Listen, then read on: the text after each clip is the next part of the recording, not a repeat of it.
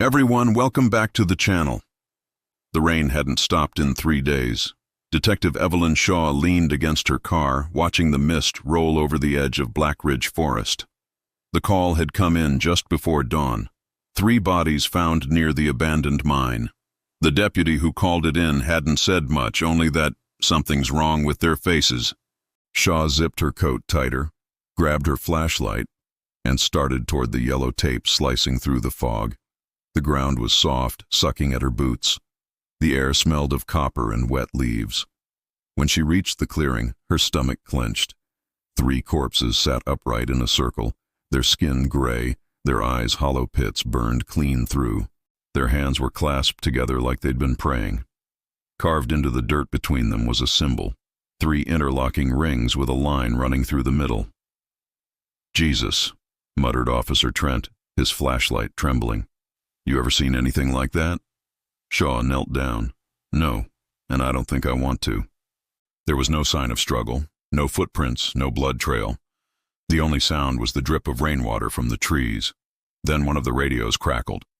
"Shaw," a voice said through static, "you're needed at the station. There's something on the footage." Back in the precinct, the room was dark except for the glow of the monitor. Officer Kim pressed play. The body cam from the first responding officer showed him walking into the clearing, breathing hard. He panned across the bodies, then stopped. Behind the tree line, a figure stood, tall, motionless, face blurred like the camera couldn't focus on it. The man whispered, "Who's there?" The figure tilted its head. Then, in a single frame of distortion, it was gone. The video cut to black. "Glitch?" Kim said quietly. Shaw shook her head. "No, that's something else." She leaned closer. In the static, for just a moment, she swore she heard breathing. That night, Shaw drove back to the site alone. Something about the pattern carved in the ground had been bothering her. She parked near the tree line, stepping out into the cold air. The forest was quiet now, too quiet. Her flashlight caught something glinting near one of the corpses. A locket. Inside was a picture of a girl, 8, maybe 9 years old. On the back, an inscription, "For my little Anna. Wait for me." Shaw pocketed it. She turned, scanning the trees. That's when she saw it. Something moving between the trunks, tall and slow, like a shadow walking upright. "Hello?" she called. No answer. She aimed her light, but it flickered and died. The dark pressed closer. Then, faintly, a voice, her own voice, whispered from somewhere behind her, "Go home, Evelyn." She spun around. Nothing. But the rain had stopped. Everything was still. And that's when she noticed. The corpses were facing her now. All 3. Their heads had turned. The locket slipped from her hand. She ran. At the station, drenched and shaking, she stared at the file again. The symbol in the dirt. It wasn't random. She searched the archives. Similar marks appeared in cold cases from decades ago. Bodies posed the same way, always found in places where no one should have been. The case names blurred together. The Hollow Men murders. Shaw scrolled through until one photo froze her breath. A black and white image of the same symbol, painted on the wall of a mine shaft. The caption read, "Ritual Site, Black Ridge Collapse, 1962. She clicked the next file. Newspaper clippings. 12 miners missing after cave-in. Last transmission described voices in the dark. Her phone buzzed. A message from an unknown number. "You shouldn't have gone back." She froze. Another message followed. A photo. Grainy, recent. It showed her car parked at the forest edge. In the window's reflection stood a tall shape. She looked at the timestamp. 2 minutes ago. "No," she whispered. She grabbed her gun and keys, heading for the exit, but the lights in the station flickered. Computers turned on by themselves. The security monitors all showed the same image. The empty hallway she was standing in, except one. On the far monitor, she was visible, standing still. Behind her, a blurred silhouette. Slowly, she turned around. Nothing. The air smelled faintly of ash.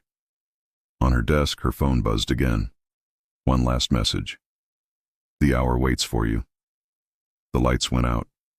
Only the ticking of the wall clock remained, steady, too loud. She aimed her flashlight toward the corner.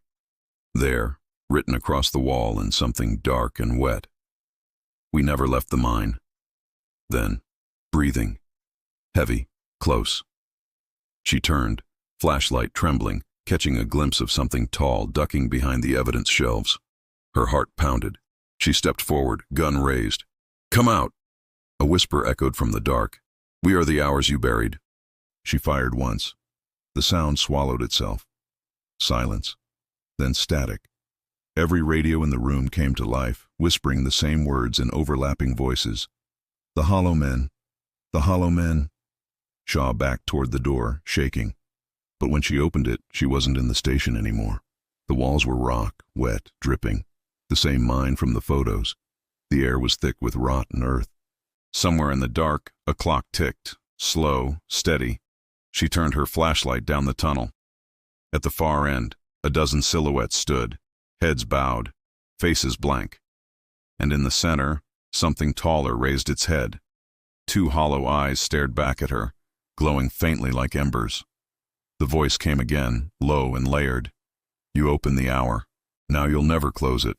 The flashlight flickered once, twice, then died.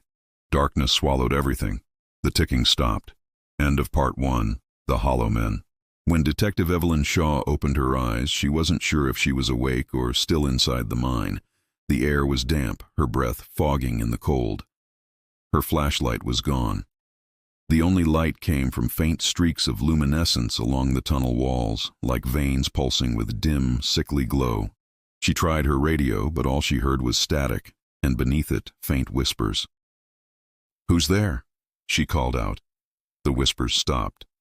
Then a man's voice answered from the dark, familiar, calm, steady. "Evelyn." She froze. "Captain Ward?" she said. "Is that you?" "Follow the light," the voice replied. "You're close now." Against her better judgment, she moved deeper into the mine. The tunnel narrowed until she reached a wooden door, half buried in the rock. The same symbol, 3 interlocked rings, was carved into it. She pushed it open, the hinges screaming. Inside was a chamber lit by old lanterns. On the floor were hundreds of clocks, some ticking, some broken, all pointing to the same time, 3:07 a.m. In the center sat a man in a miner's uniform, his face hidden beneath layers of dust. "Detective Shaw," he rasped. "We've been waiting." "Who are you?" "We were time's first victims."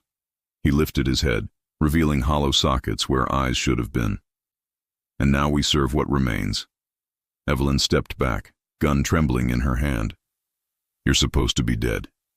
"Death doesn't come here," he whispered. "It waits." She fired once. The bullet hit, but the man didn't fall. Instead, his body cracked like stone, and from within poured black ash that swirled in the air, taking shape, forming something tall, skeletal, and shifting. The clocks all began to tick backward. "The hollow men," the voices whispered together. "The hour never ends." She ran, stumbling into a side tunnel, the ticking echoing behind her like footsteps. Her flashlight burst to life for a second, enough to see the path split ahead. On one side, an old elevator shaft. On the other, a tunnel lined with mirrors. In the mirrors, she saw herself. But each reflection was slightly wrong. Some older, some younger. One had eyes black as coal, staring back without blinking. "Choose," a voice whispered from every reflection at once. "Every choice steals a minute." She bolted for the elevator, slamming the gate shut and yanking the lever. The cables groaned as the lift began to rise. Then it stopped halfway. Something was climbing up the side. She could hear claws scraping metal. Evelyn grabbed a flare from her belt, lit it, and leaned over the edge. The light revealed a human shape crawling upward, but its arms bent the wrong way, and its face was just a blur of shifting mouths. She dropped the flare. The thing screamed as it fell into the darkness, but the echoes didn't fade. They grew. She turned. There was another one in the lift with her. Its hand rested on her shoulder. "You can't leave the hour," it whispered in her own voice. The elevator crashed. Everything went black. When she woke again, she was lying in her office at the precinct. The rain outside tapped against the windows. The clock on the wall read 3:07 a.m. Her files were neatly stacked. The mine reports were gone. She sat up slowly, heart pounding. It was a dream, she whispered. But then she saw the dirt on her boots. The same locket from the mine sat on her desk, still open. On the inside now, a new inscription had appeared. You waited. Her phone buzzed. A new message from a blocked number. A video file. She hesitated, then pressed play. The footage showed her, asleep at her desk.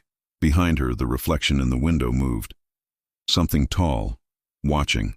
Then it leaned close and whispered into the glass, its mouth stretching impossibly wide.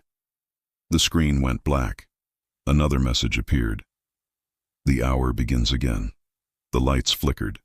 The clock ticked backward. She looked into the window and saw herself. But her reflection wasn't moving with her anymore. It was smiling. Then it raised its hand and pointed behind her. She turned. The tall figure stood in the doorway, head tilted, face featureless. "Who are you?" she whispered. It stepped closer, and the room bent around it like light through glass. "We are what you made real," it said. "You believed in the hour. Now it believes in you." The walls began to twist. Time fractured, every sound overlapping. Voices from past cases, her own laughter, the scream from the mine, all folding into one endless echo. The figure reached out, pressing a hand to her chest. "Tick," it said softly. Everything froze. When the clock struck one last time, the world reset. Rain, fog, the mine. A young detective, new badge, new case file, stepping into the clearing for the first time. "Detective Shaw?" the deputy called out. She turned, smiling faintly. "Yeah," she said. "Let's see what we've got." Behind her, buried in the static of a camera lens, a reflection smiled back. Still watching, still waiting.